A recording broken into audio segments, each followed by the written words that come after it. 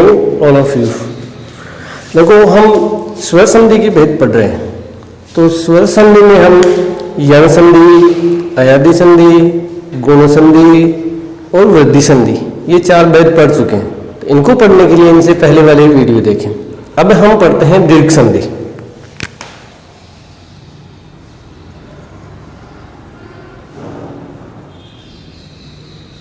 दीर्घ संधि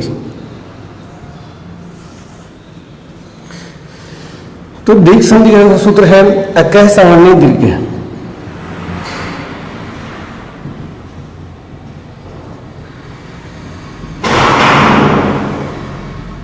अकह सवर्णी दीर्घ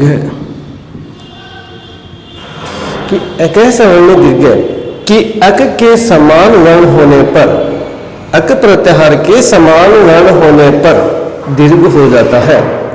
अर्थात प्लस से पहले और प्लस के बाद में समान वर्ण हो अक प्रत्याहार में, तो वहां पर दीर्घ हो जाता है। अब देखो कि यदि ए या आ के बाद में यदि ए स्वर या आ आए, कि प्लस से पहले भी ए या आ हो और प्लस के बाद में भी ए या आ हो, तो इन दोनों की जो है दीर्घ आ एक आदेश होता है कि इन दोनों की जगह क्या आदेश हो जाएगा, आ हो जाएगा, अर्थात दीर्घ बड़ा वाला। ठीक है, तो प्लस से पहले भी ए या आ हो और प्लस के बाद में भी ए या आ हो, तो दोनों स्वरों के स्थान पर आ आदेश हो जाता है।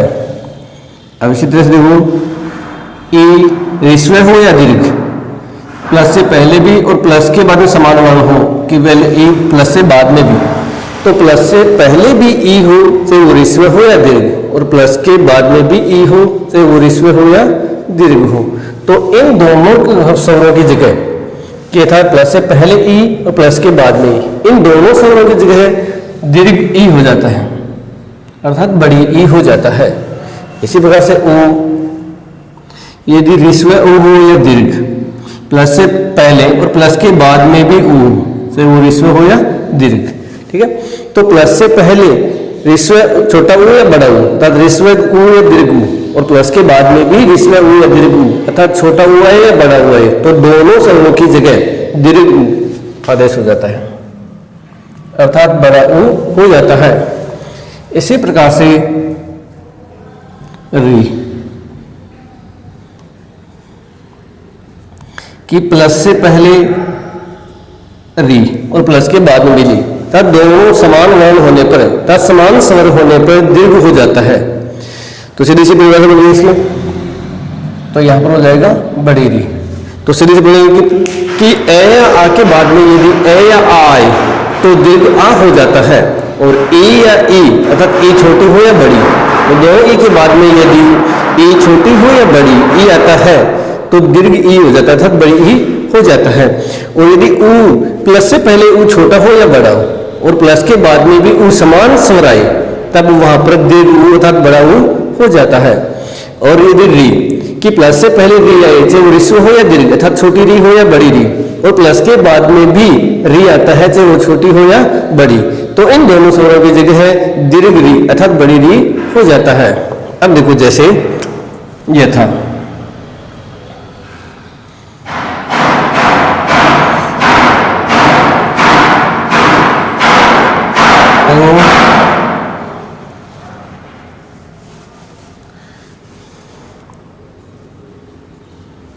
दैत्य प्लस अरी, कि प्लस से पहले और प्लस के बाद में दोनों तरफ री है, तो दोनों तरफ री होने पर, सॉरी दोनों तरफ ए स्वर, कि प्लस से पहले भी है और प्लस के बाद में भी है, दोनों तरफ ए होने पर दोनों स्वरों की जगह बन जाएगा आ आदेश हो जाएगा, आ आदेश हो जाएगा। तब यहां पर क्या बन जाएगा आ, तो बन जाएगा दैत्यारी। इसी प्रकार से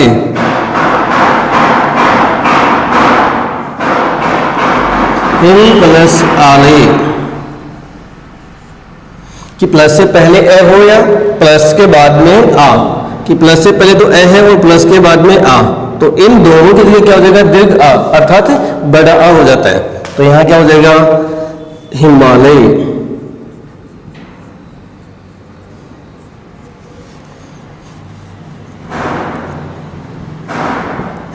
विद्या प्लस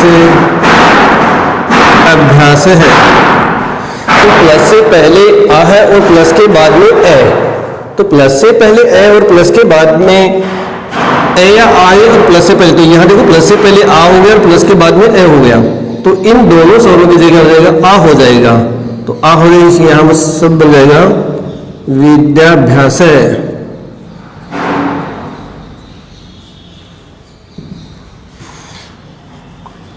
अब देखो कि प्लस से पहले आ और प्लस के बाद में भी आ, तो प्लस से पहले भी आ हो प्लस के बाद में भी आ हो, तो इन दोनों की जगह बन जाएगा आ हो जाएगा, तो सब बन जाएगा विद्यालय। अब देखो यदि कि प्लस से पहले ए हो या आ, ठीक है, और प्लस के बाद में भी ए या हो या आ हो, तो इन दोनों की जगह बन जाएगा आ स्वर हो जाता है, कि दोनों की जगह हो जाएगा आ स्वर हो जाता है। अब देखो इनमें प्लस से पहले दोनों में ए है, कि प्लस से पहले भी ए है और प्लस के बाद में भी ए है, तो इन दोनों स्वरों की जगह बन गया आ बन गया, ठीक है। यहां देखो पहले ए है और बाद में आ, कि पहले ए है और बाद में आ, तो इन दोनों की जगह भी आ हो गया। अब पहले आ है और उसके बाद में ए, तो इनकी जगह भी दोनों की जगह बनेगा आ, अर्थात दीर्घ आ हो जाता है। इसमें देखो दोनों में प्लस से पहले भी आ है और प्लस के बाद में भी आ है, तो दोनों तरफ आ होने पर भी आ हो जाता है, ठीक है। तो अब इसी प्रकार से आया उदाहरण देखो कि विद्या प्लस अर्थी, तो प्लस से पहले आ और प्लस के बाद में ए, तो इन दोनों की जगह बन जाएगा आ, अर्थात दीर्घ हो जाएगा, तो शब्द बन जाएगा विद्यार्थी। इसी तरह से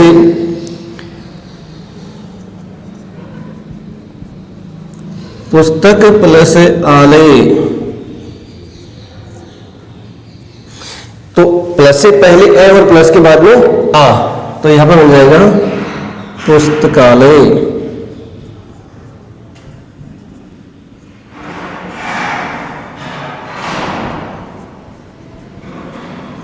भोजन प्लस आलय, ए और आ बराबर आ बन जाएगा, तो क्या बन जाएगा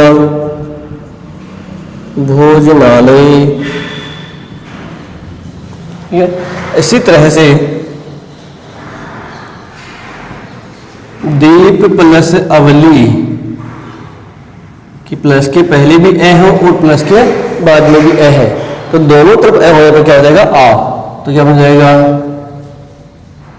दीपावली। गीत प्लस अवली हो जाएगा गीतावली। इसी तरह से अग्र प्लस असनम, तो प्लस से ए पहले भी ए और प्लस के बाद में भी ए, तो दोनों जगह बन जाएगा अग्रासनम। इसी तरह से रत्न प्लस आकार है, तो प्लस से पहले भी ए प्लस के बाद में आ, दोनों तरह समान स्वर हो गए, समान स्वर होने पर क्या हो जाएगा आ, तो शब्द बन जाएगा रत्नाकार है। इसी तरह से यथा प्लस अर्थ है, प्लस से पहले आ और प्लस के बाद में ए, तो क्या बन जाएगा यथार्थ है। इसी प्रकार से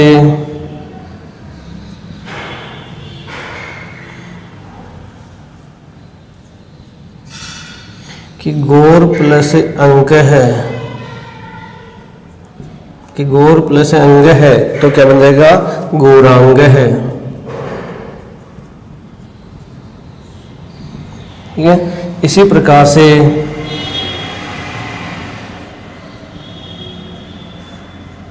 विद्या प्लस अभ्यास है, विद्याभ्यास है। अर्थात सीधा से कहेंगे कि यदि प्लस से पहले भी ए है या आ हो और प्लस के बाद में भी ए या आए, अर्थात समान स्वर, कि जहां पर समान स्वर आता है वहां पर दीर्घ संधि होती है।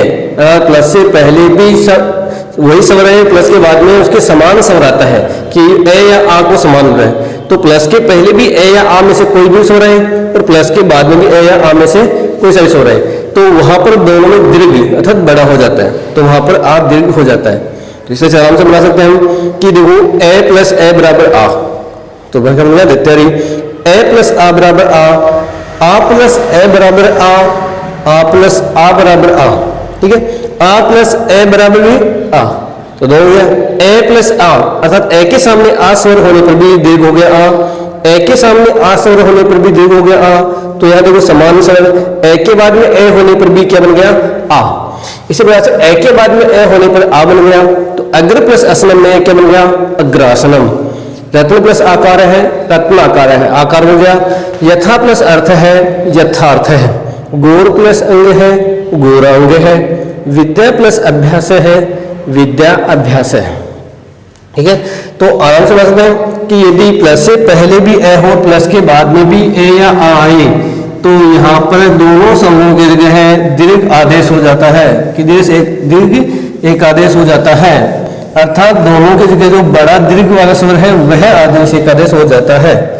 अब देखो इसी तरह से कि प्लस से पहले ई और प्लस के बाद में भी ई, चाहे वो ऋस्व हो या दीर्घ, अर्थात सीधी सी बात होगी कि ऋस्व ई या दीर्घ ई के बाद में यदि कोई ऋस्व ई या दीर्घ ई आता है तो इन दोनों की जगह दीर्घ ई हो जाता है, अर्थात बड़ा ई हो जाता है। कि प्लस से पहले भी ई हो चाहे वो ऋस्व हो या दीर्घ हो, और प्लस के बाद में भी ई हो चाहे वो ऋस्व हो या दीर्घ हो, तो दोनों तरफ प्लस के पहले और प्लस के बाद में दोनों तरफ ई होने पर दीर्घ ई हो जाता है, बड़ी ई हो जाती है। अब देखो कि रवि प्लस इंद्र, कि प्लस से पहले भी ई है और प्लस के बाद में भी ई, तो दोनों तरफ ई, तो दोनों तरफ प्लस से पहले भी ई और समान स्वर होने पर क्या हो जाएगा दीर्घ, तो बड़ी ई बन जाएगी, तो शब्द क्या बन जाएगा बड़ी बन जाए रविंद्र है, ठीक है। इसी प्रकार से रवि प्लस ईश है, तो रवि प्लस ईश है, अब देखो यहां पर ऋस्व ई है और यहां पर दीर्घ ई है, ठीक है, तो दोनों की जगह क्या बन जाएगा दीर्घ ई, तो यहां पर क्या बन जाएगा रवीश है। इसी प्रकार से मुनि प्लस ईश है, मुनीश है, ठीक है।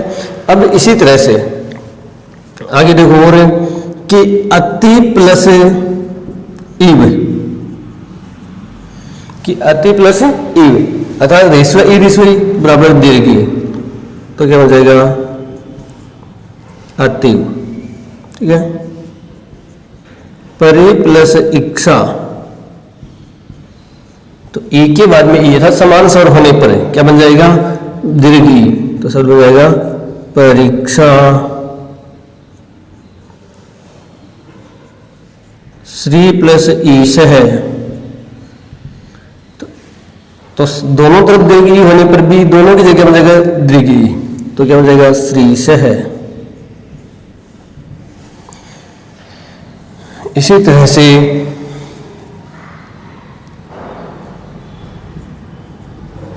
गौरी प्लस ईश है, तो दीर्घ ई प्लस, तो दोनों की जगह क्या बन जाएगा दीर्घ ई बन जाएगा, तो गौरीश है, ठीक है। इसी तरह से प्रति प्लस इक्षा, तो क्या बन जाएगा प्रतीक्षा। इति प्लस इव,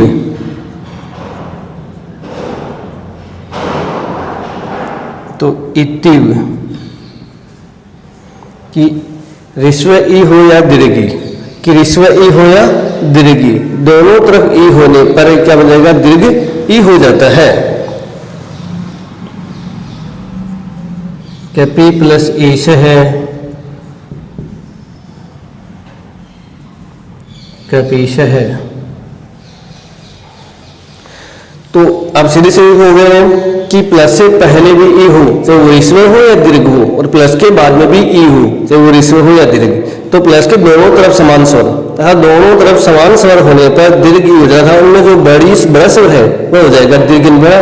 तो क्या हो जाएगा, ई दोनों तरफ ई हो अर्थात समान ई हो तो वहां पर दीर्घ ई हो जाता है। ठीक है, आराम से बना सकते हैं कि रवि प्लस इंद्र है, रविंद्र है, रवि प्लस ईश है, रवीश है, मुनि प्लस ईश है, मुनीश है, अति प्लस इव, अतिव, परि प्लस इक्षा, परीक्षा, श्री प्लस ईश है, श्रीश है, गौरी प्लस ईश है, गौरीश है, प्रति प्लस इक्षा, प्रतीक्षा, इति प्लस इव, इतिव, कपि प्लस ईश है, कपीश है।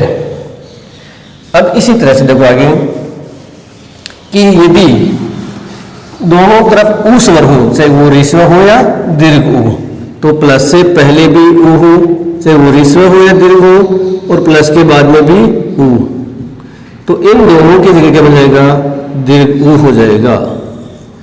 ठीक है, अर्थात ऊ के सामने ऊ चाहे वो छोटा हो या बड़ा, ऊ के सामने ऊ आता है तो वहां पर बड़ा ऊ हो जाता है।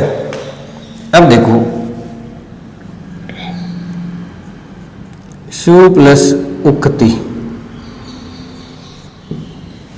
तो सु प्लस उक्ति, यहां पर भी प्लस से पहले भी ऊ है और प्लस के बाद में भी ऊ, तो दोनों तरफ ऊ होने पर क्या हो जाएगा, दीर्घ ऊ अर्थात बड़ा ऊ, तो बड़ा ऊ की मात्रा लग जाएगी। तो क्या बन जाएगा, सुक्ति, कि सु प्लस उक्ति से सुक्ति।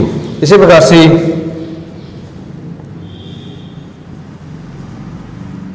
विष्णु प्लस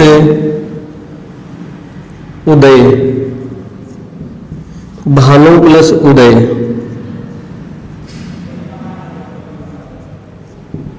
ठीक है। तो यहां देखो ऊ के बाद में ऊ होने पर क्या हो जाएगा, दीर्घ ऊ अर्थात बड़ा ऊ, तो क्या बन जाएगा, विष्णुदय,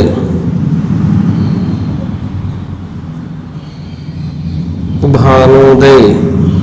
ठीक है, इसी प्रकार से सरयू प्लस उर्मी, यदि दोनों तरफ ही बड़ा ऊ हो, प्लस से पहले भी बड़ा ऊ हो, प्लस के बाद में भी ऊ बड़ा हो, तो भी इन दोनों की जगह एक बड़ा ऊ हो जाएगा। तो क्या बन जाएगा, सरयूरमी।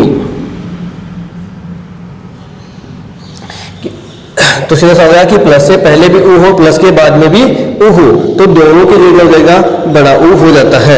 अब इसी प्रकार से देखो वधु प्लस उत्स्व, तो यहां पर भी दोनों क्या हो जाएगा, वधुत्स्व अर्थात मात्रा बड़ी हो जाएगी ऊ की। इसी प्रकार से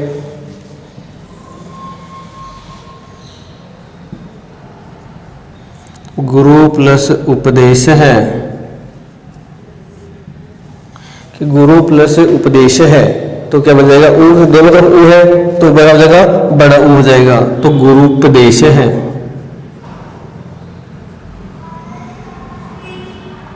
कि गुरु प्लस उपदेश है, गुरु उपदेश है। इसी प्रकार से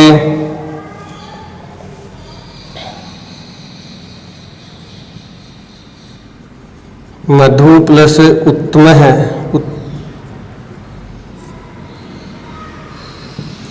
कि मधु प्लस उत्तमम या उत्तम है, तो क्या बन जाएगा, मधुत्तम है। मधु प्लस उत्तमम से मधुत्तमम, तो यानी कि प्लस से पहले भी ऊ हो चाहे वो ऋस्व हो या दीर्घ हो, और प्लस के बाद में भी ऊ हो चाहे वो ऋस्व हो या दीर्घ हो, तो वहां पर इन दोनों स्वरों की जगह अर्थात समान स्वर होने पर दीर्घ अर्थात यानी बड़ा ऊ हो जाता है। तो आराम से बना सकते हैं कि सु प्लस उक्ति सुक्ति, विष्णु प्लस उदय विष्णुदय मात्रा बड़ी हो जाएगी, भानु प्लस उदय भानुदय, सरयू प्लस उर्मी सरयुर्मी, वधु प्लस उत्स्व है, वधुत्स्व है। गुरु प्लस उपदेश है, गुरुपदेश है। मधु प्लस उत्तमम, तो मधुत्तमम।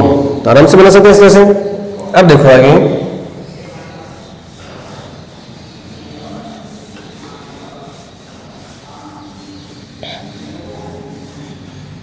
कि री, कि दोनों तरफ प्लस से पहले और प्लस के बाद में री हो, चाहे वो रीस्व हो या दीर्घ हो, तो वहां पर दीर्घ री हो जाता है। प्लस से पहले रीस्व री हो या दीर्घी, अर्थात छोटी री हो या बड़ी री, और प्लस के बाद में भी समान वर्ण, अर्थात छोटी री हो या बड़ी री, दोनों में से कोई सी भी री आती है, तो छोटी हो या बड़ी, तो प्लस के बाद में भी क्या हो जाएगा, बड़ी री हो जाएगा, अर्थात दीर्घ री हो जाता है। अब देखो जैसे कि पितृ प्लस ऋणम, कि पितृ प्लस ऋणम, तो देखो प्लस से पहले भी री है, कि प्लस से पहले भी री है और प्लस के बाद में भी री है, तो दोनों की जगह क्या हो जाएगा, समान स्वर होने पर दोनों जगह हो जाएगा दीर्घ री, अर्थात बड़ी री हो जाता है। तो क्या बन जाएगा अब यहाँ पर पितृणम,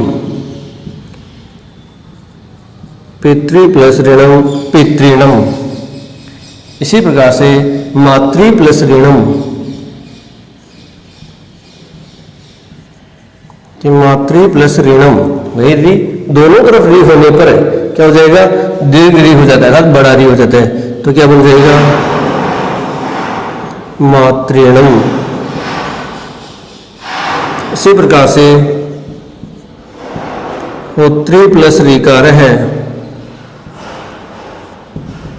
कि होत्री प्लस ऋकार है, तो बन जाएगा, दोनों तरफ री है तो दीर्घ री हो जाएगा, तो होत्रीकार है।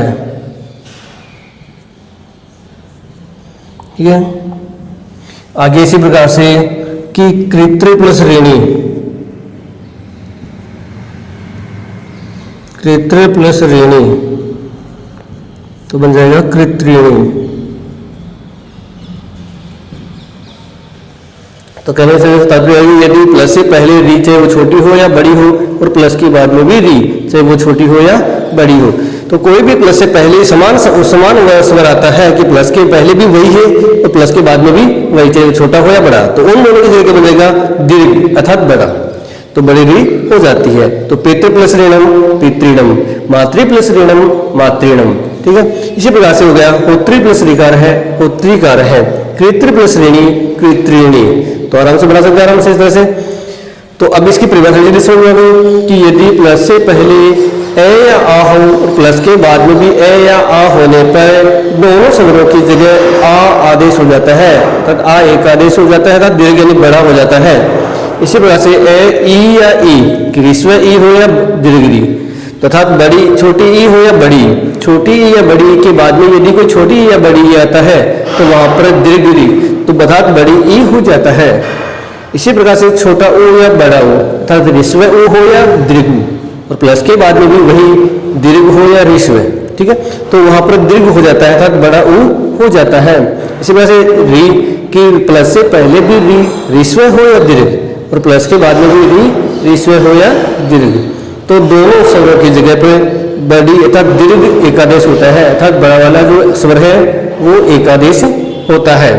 तो दीर्घ संधि तो आराम से समझ आ गई। यदि फिर भी कोई समस्या हो तो आप कमेंट बॉक्स में कमेंट करें। ठीक है, और इसको शेयर करें और लाइक करें। धन्यवाद।